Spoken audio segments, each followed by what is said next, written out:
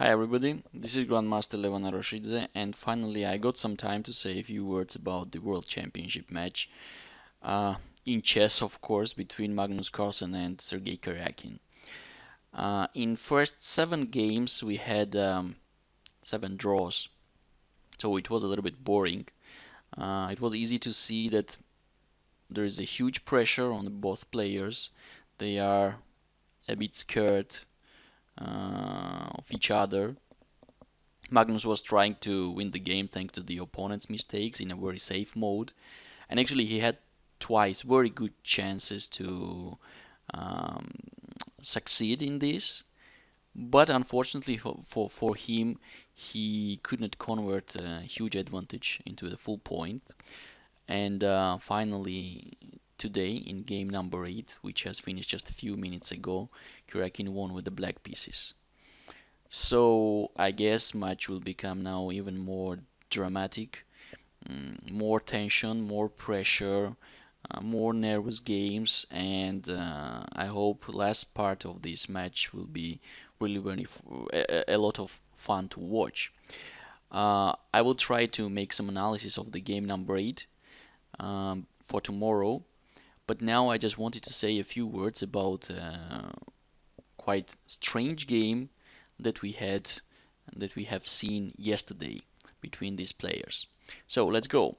Karjakin was played with the white pieces, and he, for the first time in the match, started the game with a d4. So, okay, Carlsen answered d5. As we already mentioned, Carlsen tries to not complicate much the game, to not get unbalanced positions, and he wants to play very technical chess and really mainly counts on the opponent's mistake than on his some powerful play. In my opinion, this is a mistake. This is incorrect play in the World Championship match, and it's a little bit sad for me that we already, at least right now, we don't have a players like a Kasparov, like a Topalov. It was really fun to watch matches with those players. Now we have really slow game and more psychological fight than um, fun chess and a lot of combination and stuff. So okay, anyway, really I enjoy anyway this match too, and let's continue. C4, C6, knight C3, knight F6. It started like a Slav, but after moves E3, A6, bishop D3, take E6, knight F3, C5, we transpose to the Queen's Gambit. So now castle B5, bishop E2, bishop B7. This is well known in theory. Karjakin took on C5. Recently, Black had some problems in this variation, and White won quite good games on the top levels. For example, I'll try just to demonstrate quickly which kind of problem Black had here in this variation.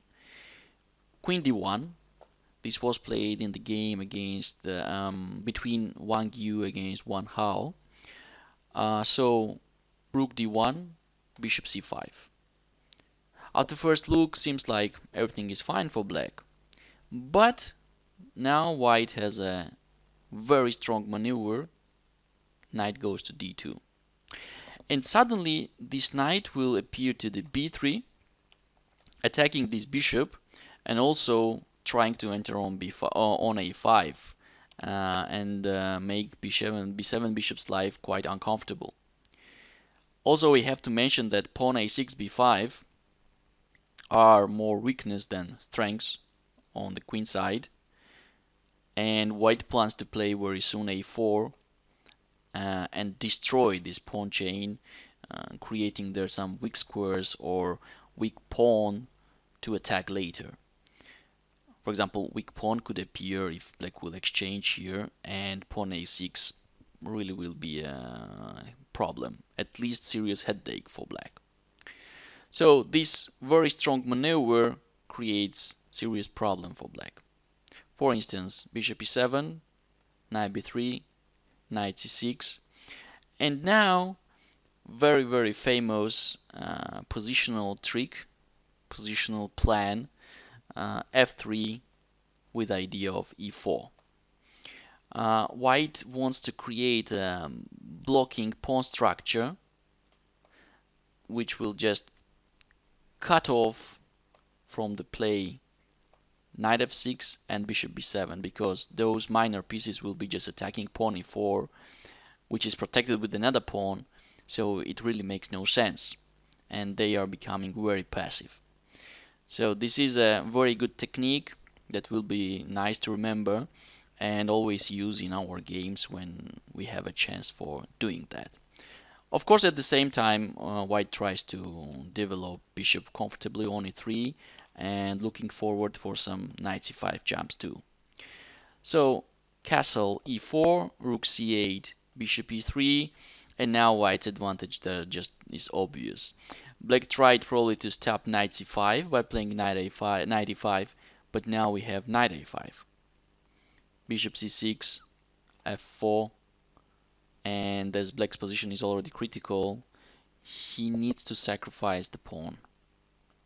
No time to take e4 because there are some double attacks.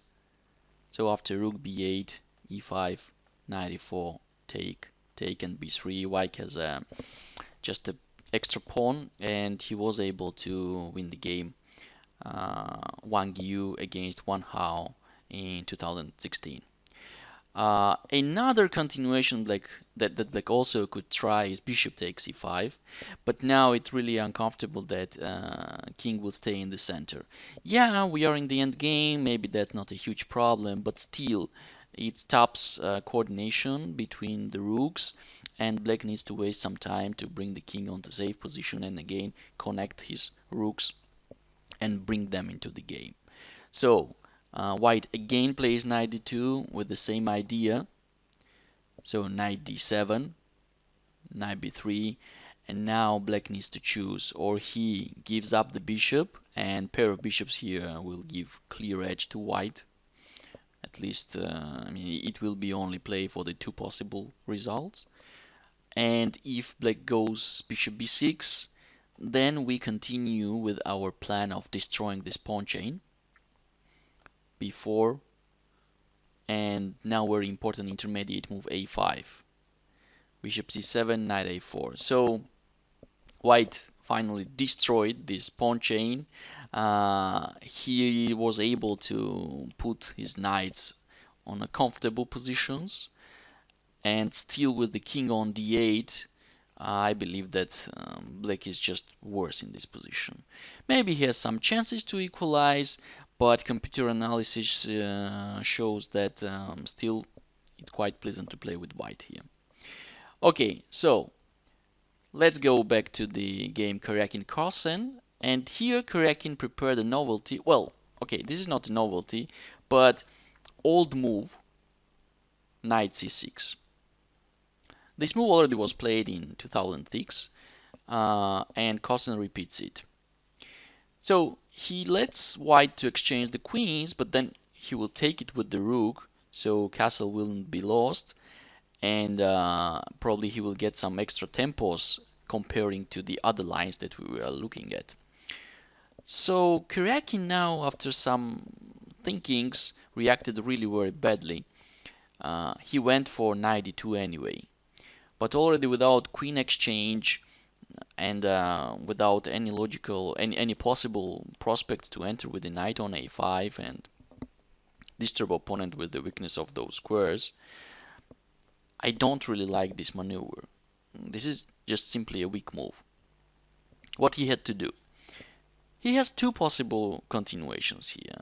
First is a queen c2 that was actually played in the game in 2006 between Bischoff against Schlosser, if I'm not mistaken. Now, knight b4. This is the way Black wants to take on c5. Otherwise, if he directly takes on c5, there is discovered attack on the bishop. So knight b4, and now I believe that it will be stronger to go with the queen on b3 than on b1 that was played in the game of 2006. I don't really like queen on b1. And now, for instance, after bishop c5, we can include a positive and useful rook d1. And again, there is a trouble with the pawn a6, b5.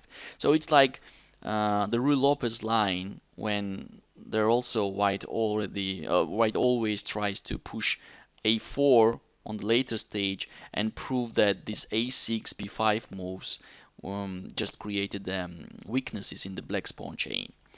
So here also we destroy this chain, and well, this is really unpleasant to play with black position. Like, for example, if pawn takes, then I'm not sure if I can take with the queen because, okay, this is check, but he has a bishop c6 and then castling.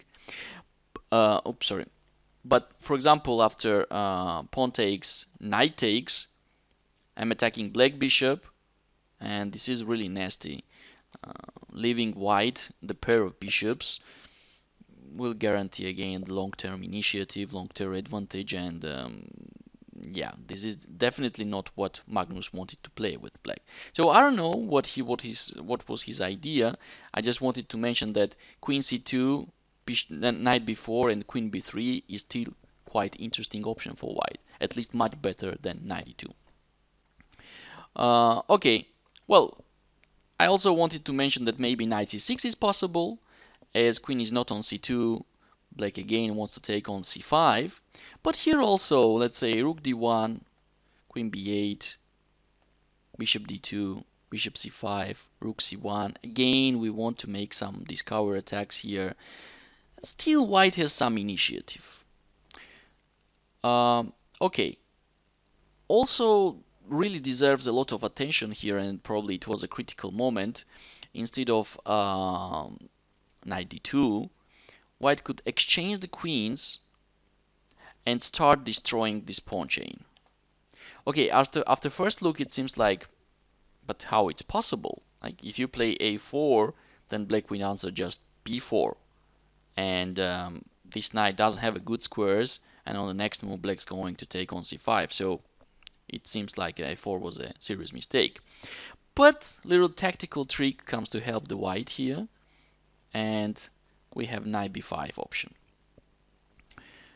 Now it's really tough to understand what is the final evaluation of this position. Probably we should ask Magnus, because it definitely he made some work here, and he spent some hours looking at this line.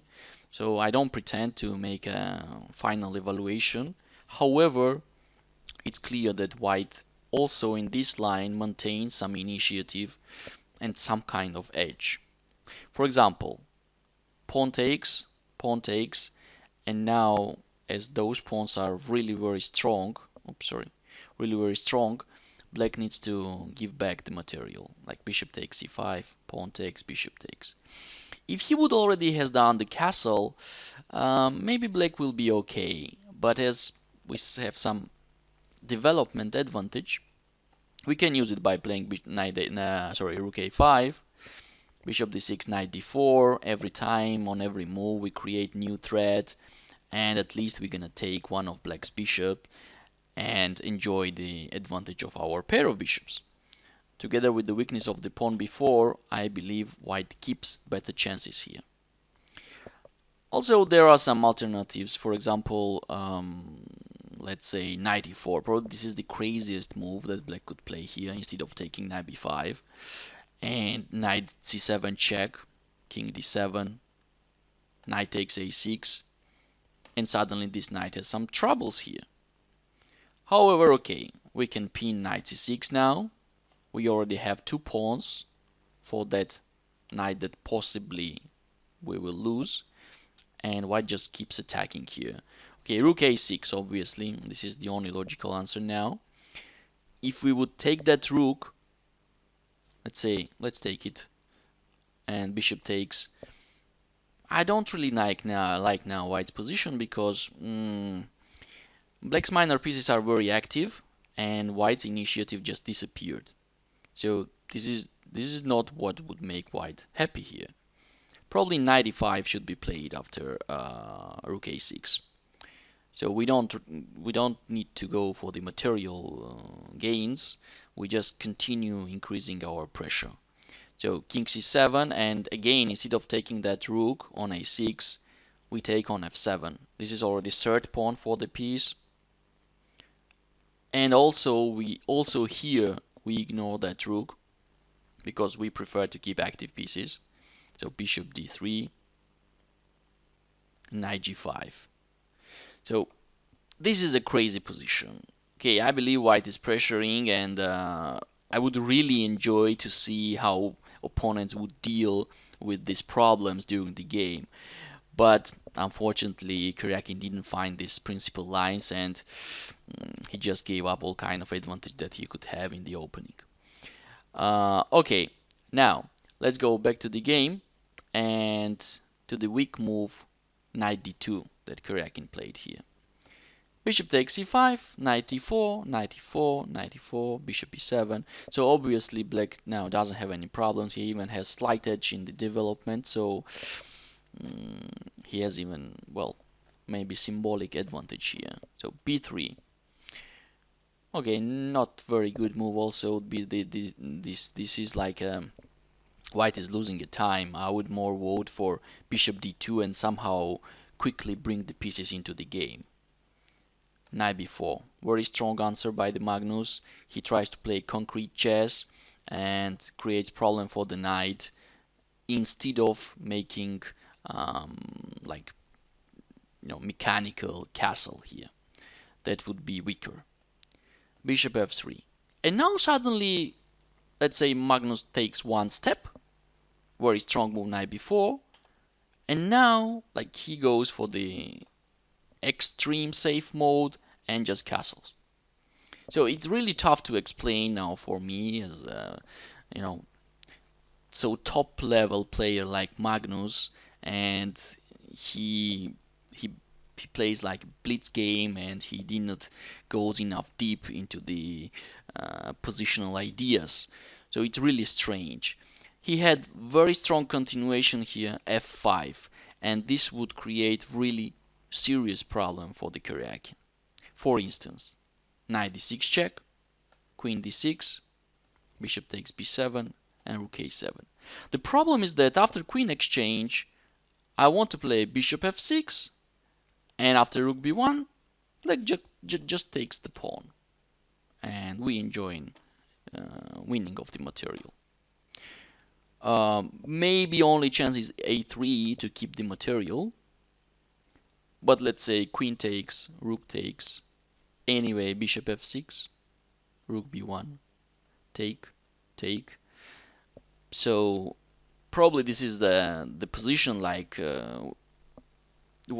this is the position where Carlsen enjoys playing, and he could play this like 7 hours only for two results, torturing the opponent, and who knows how it could finish. Maybe again Carlsen would be able to create from nothing the full point, but I don't know. He just missed this opportunity, and instead of playing f5, he just castles. Bishop a3, and now another incredible mistake that I couldn't believe to my eyes when I saw that move at the board. Just rook c8. Another quick reaction by Magnus, and he just forgot that now already, when bishop a3 was done and queen protects the rook, white can play knight f3 check, bishop f6,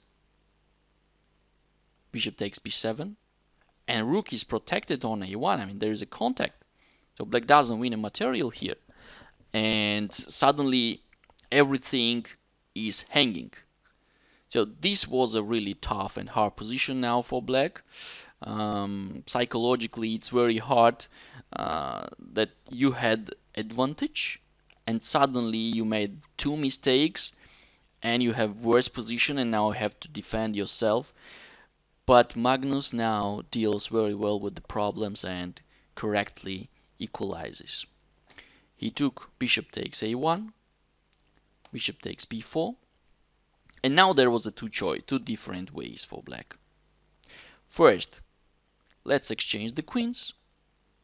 Now as we see, both rooks and the bishop is hanging. So rook b8,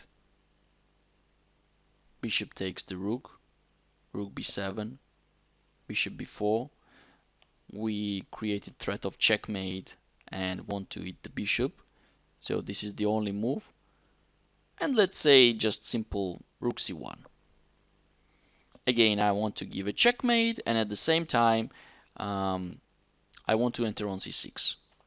So white rook is active. Black rook should go to the passive position to defend the weaknesses on the queen side, and this is really, really nasty to play on the real game, on a practical game, especially when you have an advantage, and suddenly now you have to defend this kind of position. So yeah, I think Magnus was right that he just declined this possibility, and instead of keeping material balance, he sacrifices the pawn and plays bishop f6. Now, for example, after, well, not for example, it was the game. Bishop takes f8, queen takes d1, rook takes d1, rook takes f8, and bishop takes a6. So we appear in the different color bishop endgame. Okay, there are also rooks, but the factor of the different color bishops are giving to black a lot of chances to save this position. Of course, before, and unfortunately for white, this one pawn is neutralizing two a2 and b3 pawns for white. So yeah, of course, on the paper, white has a better chances, and he has material advantage, but it's just impossible to do something here and win the game. Rook c1, g6, rook c2, rook a8. Well, these moves are possible. No mistakes here. Opponents just try to maneuver, and Karjakin tries to understand which is the best piece location and where he has to search for the better chances to win the game. So king e2, king e7, f4, h6, king f3, rook c7, g4. Well, this move was criticized a lot because now after g5, suddenly white's playing on the queen side, on the king side also is blocked, because it's really tough to now push e4 at some point when I can take here and destroy the pawn chain that you have. But also, even after e4, black bishop just waits here on the squares of like a1 or d4. Of course, it's highly important to not let white play e5. That would cut off the bishop on f6. So bishop a1, and black just keep waiting here. g3, bishop c3, bishop b5, rook c7, bishop d3, rook a7. There's no way to convert this advantage into something real. By the way, I just want to mention that this funny move a4, like, it seems like it's a technical move, because if takes, bishop starts hanging. But anyway, this is a mistake because black actually takes here, and suddenly there is no way to stop the outside passer. So okay, I'm pretty sure this would never happen on the World Championship match, but just a little detail to show you. So after g4, g5, king e4, rook c7, and Karjakin realized that actually there's no way to improve position, and he offered the draw. Yeah, this is a logical result because white's edge was just the minimal here because of the different colored bishop. And for today, that's enough. Hope you enjoyed the video. See you next time. Bye bye.